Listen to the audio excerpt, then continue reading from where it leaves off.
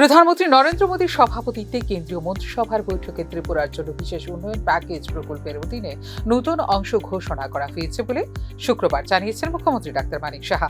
ভারত সরকার এবং ত্রিপুরা সরকারের সাথে Tripura national liberation front of Tripura বা NLFT এবং অল ত্রিপুরা টাইগার ফোর্স বা ATTF গ্রুপের স্বাক্ষরিত MOS অনুসারে ত্রিপুরার জনজাতিদের সার্বিক উন্নয়নের জন্য 250 কোটি টাকার অনুমোদন দেওয়া হয়েছে বলে জানিয়েছেন মুখ্যমন্ত্রী ডাক্তার মানিক সাহা। বিভিন্ন বিদ্যমান সরকারি প্রকল্প থেকে পর্যাপ্ত সুবিধা পাননি এমন দুর্বল ও প্রান্তিক জনগোষ্ঠীর আর্থসামাজিক অবস্থার উন্নতি সরকারের মূল উদ্দেশ্য বলে জানিয়েছেন মুখ্যমন্ত্রী ডাক্তার মানিক সাহা।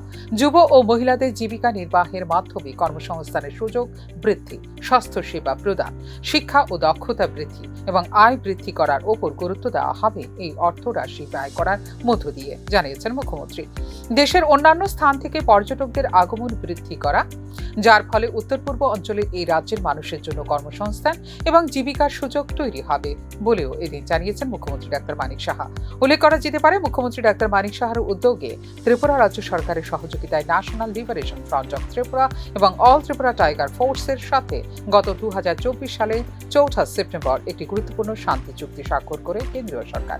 নয়াদিল্লিতে কেন্দ্রীয় স্বরাষ্ট্রমন্ত্রী অমিত শাহ এবং ত্রিপুরার মুখ্যমন্ত্রী মানিক সাহার উপস্থিতিতে আনুষ্ঠানিকভাবে স্বাক্ষরিত হয় সমঝোতা স্মারকটি।